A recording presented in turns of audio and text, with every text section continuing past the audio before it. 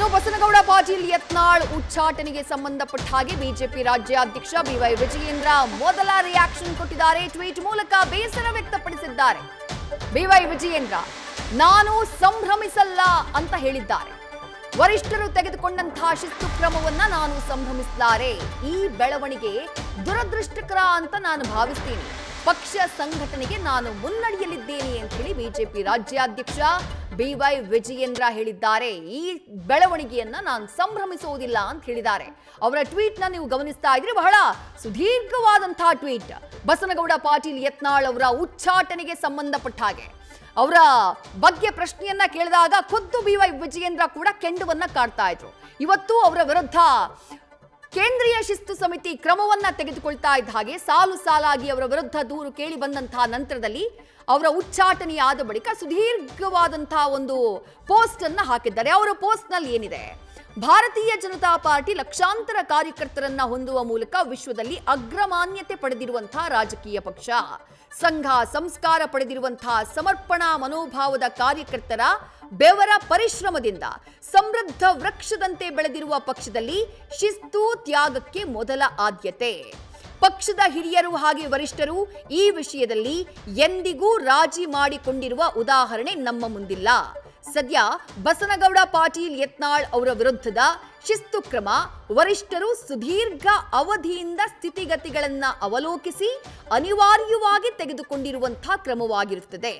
ಪಕ್ಷದ ಬೆಳವಣಿಗೆಯಲ್ಲಿನ ಕಹಿ ಘಟನೆಗಳನ್ನ ಉಲ್ಲೇಖಿಸಿ ಪಕ್ಷದ ವರಿಷ್ಠರಿಗೆ ನಾನು ಎಂದೂ ದೂರುಗಳನ್ನ ಹೇಳಿಕೊಂಡಿಲ್ಲ, ದಾಖಲಿಸಿಯೂ ಇಲ್ಲ. ಇದು ಬಹಳ ಇಂಪಾರ್ಟೆಂಟ್. ಅವ್ರು ಹೇಳ್ತಿದ್ದಾರೆ, ನಾನ್ ಕಂಪ್ಲೇಂಟ್ ಕೊಟ್ಟಿರಲಿಲ್ಲ ಬಸನಗೌಡ ಪಾಟೀಲ್ ವಿರುದ್ಧ ಅಂತ ಹೇಳಿ. ಪೂಜ್ಯ ತಂದೆ ಯಡಿಯೂರಪ್ಪನವರು ಎಲ್ಲರನ್ನೂ ಸಮಚಿತ್ತ ಭಾವದಿಂದ ನೋಡಿ ಪಕ್ಷವನ್ನ ಕುಟುಂಬದಂತೆ ಬೆಳೆಸಿದ ಮಾದರಿಯಲ್ಲೇ ನಡೆಯಬೇಕೆಂಬ ಸಂಕಲ್ಪ ಹೊತ್ತು ಸಂಘದ ಹಿರಿಯರು ಮತ್ತು ಪಕ್ಷದ ಹಿರಿಯರ ಮಾರ್ಗದರ್ಶನದಲ್ಲಿ ಮುನ್ನಡಿತಾ ಇದ್ದೀನಿ. ಕೆಲ ದಿನಗಳ ಹಿಂದೆ ನಡೆದಂತಹ ಕಹಿ ಪ್ರಸಂಗಗಳಿಂದ ಎಂದಿಗೂ ನಾನು ಉದ್ವೇಗಗೊಳ್ಳಲಿಲ್ಲ, ಯಾರೊಂದಿಗೂ ದುಃಖ ತೋಡಿಕೊಂಡಿಲ್ಲ.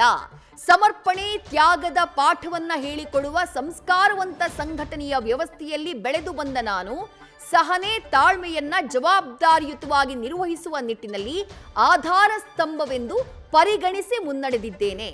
ಈ ನಿಟ್ಟಿನಲ್ಲಿ ವರಿಷ್ಠರು ತೆಗೆದುಕೊಂಡಿರುವಂತಹ ಶಿಸ್ತು ಕ್ರಮವನ್ನ ನಾನು ಸಂಭ್ರಮಿಸಲಾರೆ. ಬದಲಾಗಿ ಈ ಬೆಳವಣಿಗೆಯನ್ನ ದುರದೃಷ್ಟಕರ ಅಂತ ದುಃಖಿಸ್ತೀನಿ. ವಿಶ್ವಾಸ ರಾಜಕಾರಣವನ್ನ ಎಲ್ಲರೊಡಗೂಡಿ ಮುಂದುವರೆಸಿ ಪಕ್ಷ ಸಂಘಟನೆಗೆ ಕಟ್ಟ ಕಡೆಯ ಕಾರ್ಯಕರ್ತರನ್ನೂ ಅಣಿಗೊಳಿಸುವ ನಿಟ್ಟಿನಲ್ಲಿ ಮುನ್ನಡೆಯಲಿದ್ದೇನೆ. ಭವಿಷ್ಯದಲ್ಲಿಯೂ ನಾನು ನಡೆಯುವ ಹಾದಿಯಲ್ಲಿ ಎಲ್ಲಾದರೂ ಎಡವಿದ್ರೆ ಅದನ್ನ ತಿದ್ದಿ ತೀಡುವ ಅಧಿಕಾರ ಪಕ್ಷದ ಹಿರಿಯರೆಲ್ಲರಿಗೂ ಕೂಡ ಇದ್ದೇ ಇದೆ. ಎಲ್ಲರೂ ಸೇರಿ ರಚನಾತ್ಮಕ ಸಲಹೆಗಳನ್ನ ಸ್ವೀಕರಿಸಿ ಪಕ್ಷವನ್ನ ಮುನ್ನಡೆಸೋಣ.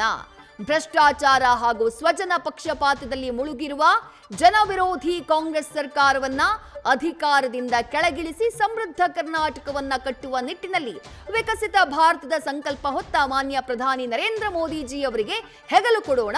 ಪಕ್ಷದ ವರಿಷ್ಠರ ನಿರೀಕ್ಷೆಯ ಗುರಿಯನ್ನ ತಲುಪೋಣ ಅಂತ ಹೇಳಿ ಬಹಳ ಸುದೀರ್ಘವಾಗಿ ಬರೆದು ಹಾಕಿದ್ದಾರೆ ಬಿವೈ ವಿಜಯೇಂದ್ರ ಅವರು. ಯತ್ನಾಳ್ ಅವರು ಇವತ್ತು ಉಚ್ಚಾಟನೆಯಾಗಿದ್ದಾರೆ ಅಂದ್ರೆ ಅದಕ್ಕೆ ಕಾರಣ ಅವರು ವಿಜಯೇಂದ್ರ ಅವರ ವಿರುದ್ಧ ಮಾತನಾಡಿರುವಂತಹ ರೀತಿ. ಅವರು ವಿಜಯೇಂದ್ರ ಅವರ ವಿರುದ್ಧ ಒಂದು ಪರ್ಯಾಯ ಗುಂಪನ್ನ ರೆಡಿ ಮಾಡಿದಂತಹ ಕಾರಣಕ್ಕಾಗಿ, ಯಡಿಯೂರಪ್ಪ ಅವರ ವಿರುದ್ಧ ಯತ್ನಾಳ್ ಅವರು ಮಾತನಾಡಿದ್ರು ಅನ್ನುವಂತಹ ಕಾರಣಕ್ಕಾಗಿ ಹೈಕಮಾಂಡ್ಗೆ ಸಾಲು ಸಾಲು ದೂರುಗಳು ಹೋದ ಬಳಿಕ ಬಸನಗೌಡ ಪಾಟೀಲ್ ಯತ್ನಾಳ್ ಅವರನ್ನ 6 ವರ್ಷಗಳ ಕಾಲ ಉಚ್ಚಾಟನೆ ಮಾಡಿ ಕ್ರಮವನ್ನ ತೆಗೆದುಕೊಳ್ಳಲಾಗಿದೆ. ಆದ್ರೆ ಇಲ್ಲಿ ಬಿವೈ ವಿಜಯೇಂದ್ರ ಅವರು ಕ್ಲಾರಿಟಿಯನ್ನ ಕೊಡುವಂತಹ ಪ್ರಯತ್ನವನ್ನ ಮಾಡಿದ್ದಾರೆ ಪಕ್ಷದ ಕಾರ್ಯಕರ್ತರಿಗೆ.